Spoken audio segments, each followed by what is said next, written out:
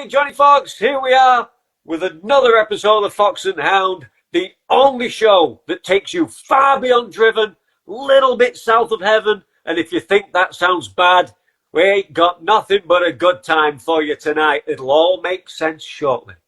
If you get those references, you're in the right place and we're off to a good start. So, my friend, that was a smooth intro, brother. That was damn good. If you've been paying attention, you already know. If you haven't, we'll lay it down right now. This is going to be a bit of a musical special. No, we're not doing a wicked sing-along. We're just going to talk about music, something near and dear to both of us. Absolutely. So little about so far on the show. Yeah. I thought it's about fucking time. Between the last episode and this episode, we both ventured outside in the scorching hot sun and had a day or two, didn't we? We certainly did. Obviously, about yours. So I attended a Cosmic Vibration Festival at St Matilda in Sheffield. Doom, sludge metal, rock and roll, good times. Yeah, I mean, wow. Yeah, it was an interesting, because I didn't realise this festival took place in Sheffield on my doorstep. And it was only by chance that I ended up learning about it and thinking, right, I'm going to go to that. I like a bit of doom metal. I like some old school stuff. And yeah, I was absolutely blown away. A couple of the bands I'd heard a couple of tracks before, but vast majority of the lineup, never heard of any of them. Didn't know what to expect, didn't know what genre they were going to be. And to be fair, I didn't want to start doing my homework on them.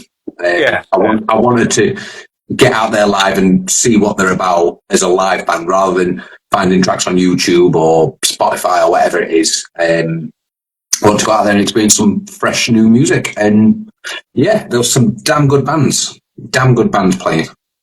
We have, what was the turnout like, this post-pandemic turnout? I thought it was good. I mean, I no comparison as to previous years for that venue and this kind of festival, but I thought it was good. You got a good crowd in front of each band at every performance I was at, and every sort of crowd I was in, it was a packed crowd. It was a good crowd. The rooms weren't capacity until sort of later in the evenings when everyone's getting crammed in for the headliners. But yeah, it was good. It was a good turnout. Yeah, First day I went pretty early, and right from the off, there was a good crowd there. So yeah, it was good. And especially live music. I don't know if it's like a tribal thing, like hardwired in his DNA. I think it is, yeah. Way back when. I think it's, I mean, Cosmic Vibrations was a good example of this, how intrinsic sort of music is to our like development and evolution and everything as people. You don't have to coordinate headbanging.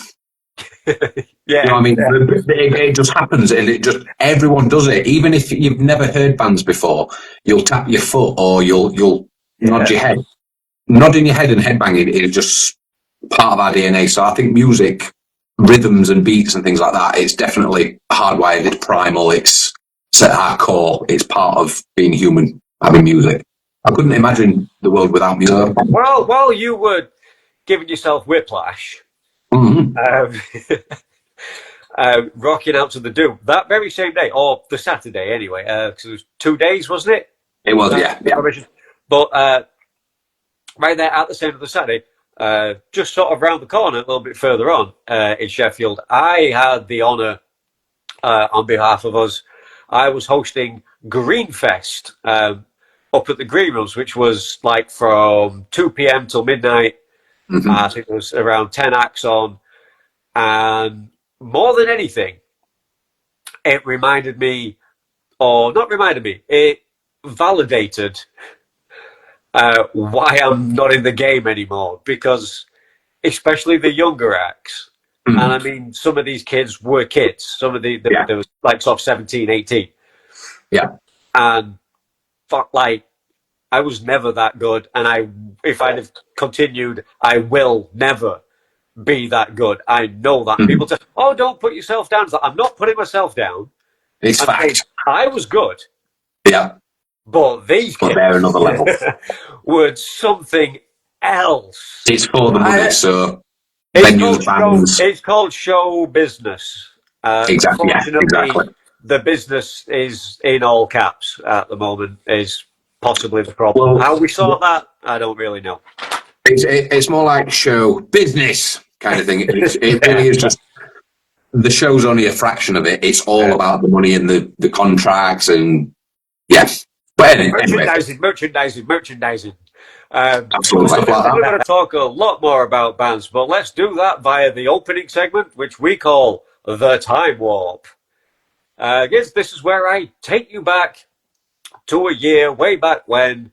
We usually do it with movies. This time we're going to do it with bands where bands were formed or albums were released or split that are now celebrating something of an anniversary. So let me take you back, as I usually do, all the way back to 1985. I'll do the math for you. That's 40 mother fluffing years ago. It's a 1985. good year. 1985 is a good year. It's not a bad year at all. 1985 saw the formation of a little band you might have heard of called Dream Theater. Oh, Of I was course, they always were saying. under the name of Majesty for a few years. Mm-hmm. It also saw Guns N' Roses. They went on to be mildly popular for a while. Also, With some. Jane's Addiction, if anybody's heard of them. King Diamond, L7, Radiohead, they're relatively popular. Screaming Trees, Nice. and a little band that I think we both like, known as White Zombie. Oh, Decided to get yes. their ass in a rehearsal studio. Hang on just there a second. Oh, this could be interesting. Literally, half an hour before we jumped on this, a little parcel arrived. Oh, lucky. And then not only have I got that patch, I've also got this patch as well. Iconic. Yeah. Albums released that day. We had Anthrax's Spreading the Disease. Mm-hmm. That was the first album with Joey Belladonna on vocals. It had, of course, the live hit Madhouse, which to this day never leaves the set. It saw Bon Jovi's 7,800 Degrees Fahrenheit. Not that big a Jovi fan myself, but that particular album has Runaway on it, which I like. It's very sort of 80s synth heavy. This is going to obviously sound like an obvious statement, but the best Bon Jovi album is the best of Crossroads. It just is. It's like, if you want to listen to Bon Jovi, just put Crossroads on, and it'll do. That's the best you're going. That is the best you're gonna get. So. The Cult also released the classic Love album, so She Saw Sanctuary, Rain, Faith No More, We Care a Lot. Yes. Obviously, the original singer Chuck Mosley, before being replaced by the phenomenal Mike Patton. Megadeth, Killing Is My Business and Business Is Good. Say what you like about Megadeth. I know they're a bit of a Marmite band for some people, but that album... I don't dislike them. I don't dislike Megadeth. I prefer Metallica, but I just know more of Metallica's back catalogue. Leads me nicely into Slayer's 1985 album Hell Awaits. We could have been listening to. And 1985 Pantera, I Am the Night. Yes. Is the last album they did, I think, with original singer Terry Glaze. Yeah. The vocals before a certain other singer. Slightly controversial figure to some. At least these days, Phil Anselmo took over. Very different sound. Kids, if you know Pantera or you think you know Pantera, if you can find it, because it's not that easy to find, if you can find pre-Phil Pantera, it might be in for a bit of a shock. Yeah, you'll listen to it and go, that's not Pantera. And it's like, but it is. That is Pantera. Let's fast forward and rewind at the same time and take you through to 1995. This could be a good one, next. 30 years ago, 1995, we saw the formation of After Forever. A personal favourite of mine, female-fronted symphonic metal, Floor Jensen, being the singer, a real favourite of mine. I think she is phenomenal. I love that band. Really? Ridiculously underrated on that theme. Evanescence took it upon themselves to get together Is that how old Evanescence are? 1995. Wow. Exactly. Yeah, I mean, they're okay as background noise. They're a band I wouldn't turn off, but I wouldn't put on. I don't know. They don't do it Yeah. for me. But they were huge for a time. There was a moment when they were the thing. But let's face it, it wasn't the band that was big. It was Amy Lee that did it. Like, let's all be honest. It also saw 95. Also saw the formation of Nickelback. Yeah, we'll move on. Also, Orange Goblin. That might be one for you. Yes. Yes, we like a bit of Orange Goblin. I'm seeing them later this year. Can't fucking wait. Also, Slipknot. Little band Nice. some of you may have heard of Haven. Also, Godsmack. Nice. I like a bit of Godsmack myself. So do I. Oh, hey! So, album-wise, 1995, saw Alice in Chains dropping their third album, Alice in Chains, otherwise known as the Dog Record, or Tripod, even by some of the fans. That has classics like Grind, Heaven Beside You, Again, if you're into that kind of thing. Faith No More, hit us with King for a Day. Nice. Which polarized some of the fans, because some people thought it was a bit too generic and straightforward for a band that was known for being quite avant-garde.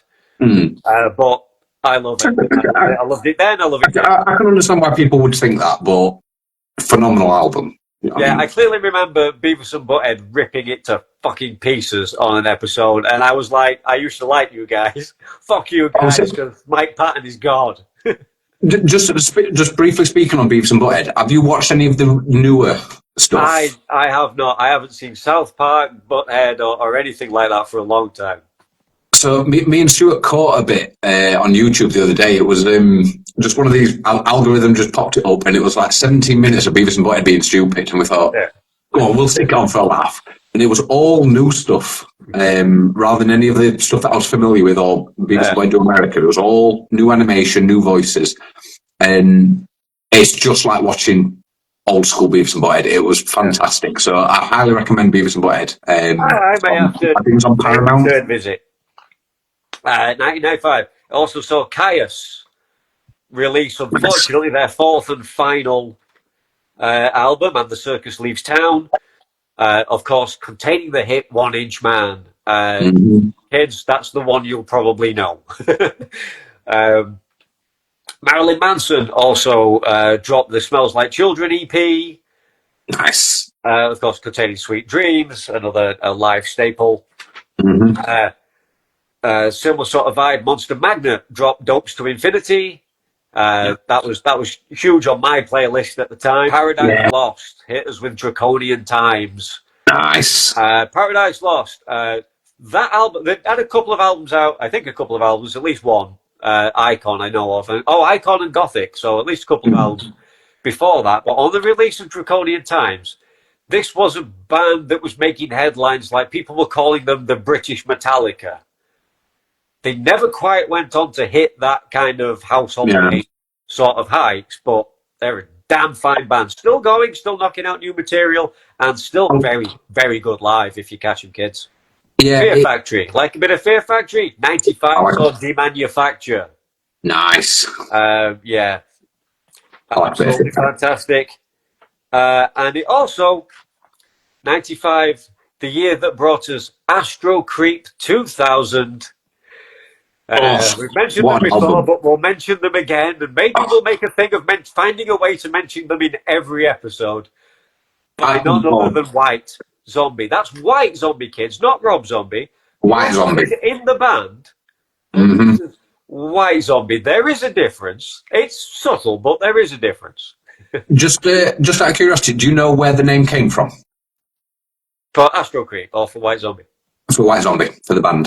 White Zombie is a movie. I know the movie. So I'm assuming it's something around the movie. It's basically named after it's the very first zombie movie, White Zombie. So Rob chose that as the that genesis of this is the beginning kind of thing. So yeah, just wondered if you knew where it came from. We also got the debut Adrenaline from Deftones. Now that also somewhat blew my tiny teenage mind. I had that on repeat and repeat and repeat so much. Gave us, of course, the classic Bored, but also 7 Words and a personal favourite of mine, Root. Deftones fans, you know what I'm talking about. Still going pretty strong. Deftones, I saw still putting out recently. Good music as well. I just want to say that as well, because like you get a lot of these bands that they keep going on and they don't quite still hit the mark. I still like new Deftones stuff. When they come bring something out, I'm just like, yeah, I like it. I saw an interview recently where Chino was kind of on the one hand, he was like warning people the new album's going to be different, which it is. I've been listening to it earlier today. And then, like, in the next breath, he was like, and I don't give a fuck. Like, some bands and artists can get away with just rehashing the same stuff and it just sounds the same and it's great and it works. Cradle of Filth are a good example. Yeah, pretty much. Musically, they've not changed that much, really. Cradle of Filth, the AC/DC of black people. The Hound does like to go and sniff around as hounds do, and comes back with some weird and wonderful shit. I just like to know just what's the word? Factoids, I think they're called factoids. It sounds like something you could probably get cream for. Yeah. Go to the pharmacist. 2 to 3 weeks. Got a bad case of factoids. You'll be fine. I'll say, change your diet. So, did you know? Exercise, really. So soon, on Facebook, soon there'll be more dead people than alive people on Facebook. Right. Like by that I mean profiles of dead people that have died. Their profile is still there, and people create like you come of age, you create your profile, but by the time you've done that, people have died off. But then there's always going to be more people dying. There's always going to be roughly the same number of living people on Facebook. Okay. So eventually, it's theorized that in a couple of decades, there will be more dead people than living people on Facebook. It'll be a digital cemetery. You'll be able to go through and find your ancestry. Like I reckon it'll almost be like an ancestry.com kind of thing. I reckon you'll be able to find what your ancestors did. You know what? I think because we just give this shit away for free. We should really get some like patent pending on this. But if they did a rebranding and actually called the thing Digital Cemetery, I think they'd probably get more people signing up. Yeah, I think you're probably right, actually. Yeah, I'd sign up for something like that. A social media platform where this is where you're going to die. You'll leave your legacy here. Yeah, I mean, if you're doing your daily doom scrolling and some advertisement pops up for the Digital Cemetery, you're probably going to pause a moment and go, "Oh, what's that?" It's like, yeah, and then just watch that little reel of video that then follows. It's like, oh, okay, click. Yeah, just got a ring to it. I'll say, to take things on a slightly grim note, in the USA, approximately 600,000 people go missing every year. I'll say over 500,000 people. Some of them are obviously found, but over 500,000. So that's just the USA. So imagine that across the world, how many people actually go missing every year? You know what I mean? Tens, if not maybe close to 100 million, but I don't think maybe that far because obviously different cultures and things. But and in the USA, again, unfortunately, every 40 seconds, a child goes missing. Yeah, so like I say, a bit grim, but just to put that into perspective, kind of thing. It's like it's a grim world out there. You know what I mean? People going missing and people dying off. It's It's grim. It's grim out here. It really is. I mean, because basically, it must be terrible. It's such a vague concept. Like, well, have they run away from me on purpose? Have they been abducted by aliens? Have they been abducted by far worse people? Like in a way you'd rather know, even if it's bad news. The whole while ever you're tagged as missing, that must be truly mind-boggling and terrifying. Oh, did you know that CPR is only successful between 2 and 10% of the time? Still worth learning, though, kids. If you don't know, still worth putting the time in because 30 and 2. 30 compressions, 2 breaths. That's what you need to remember.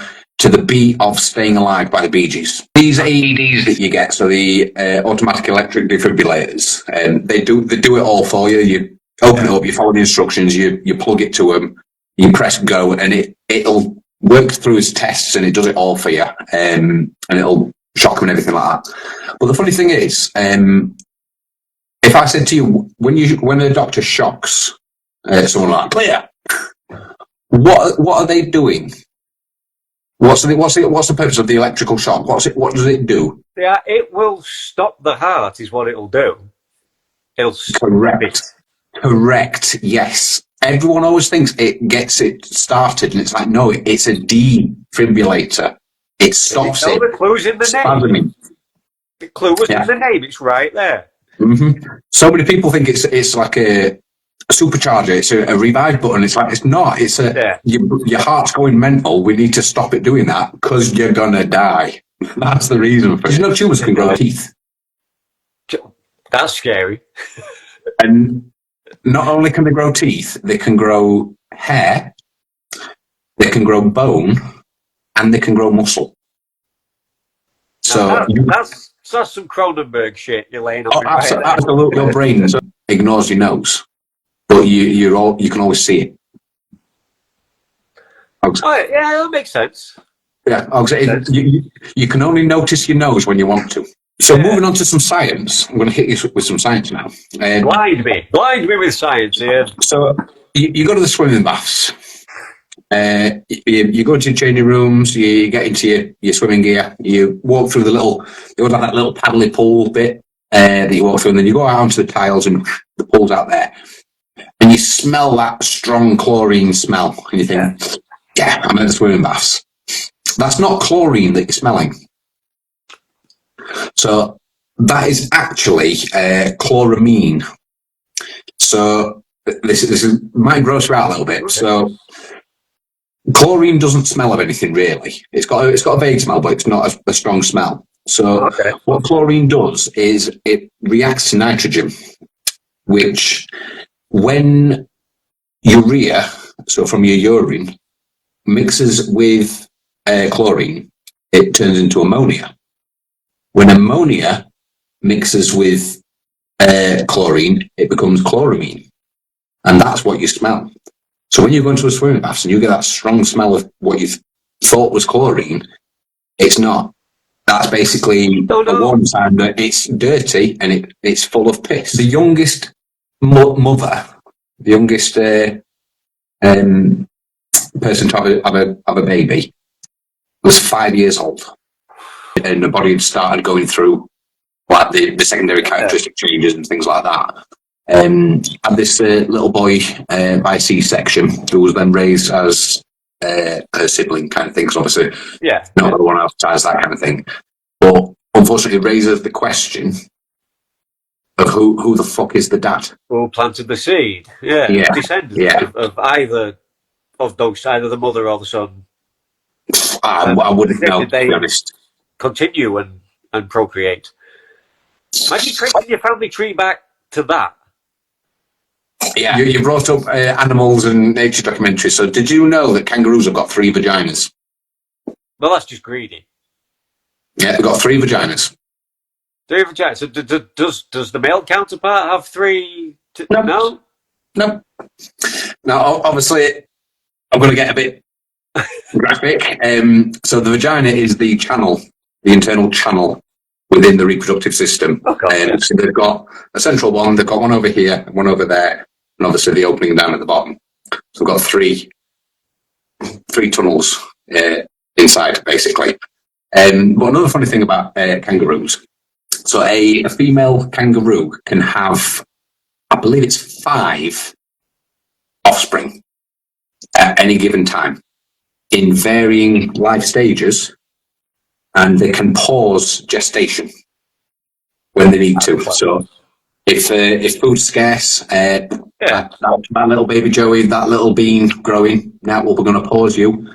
But they've also got a pre-fertilized egg that's stored. So wrap your head around this, right? So a female kangaroo has her first Joey.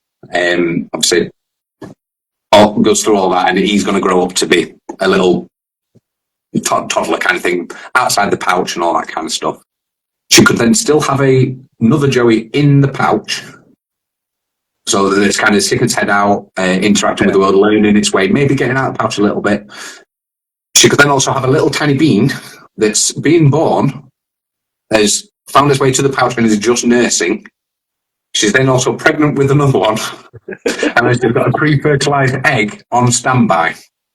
Now, if food becomes scarce and her born Joeys start struggling, she can then pause basically 2 of her offspring until food and resources are available again, so that when, say, she moves she migrates or whatever it may be, she can then reproduce without any males, and she can then have 2 babies on her own.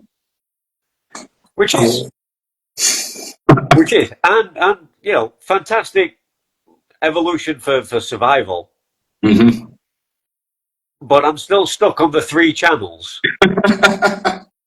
Honestly, you can look it up if you don't believe me.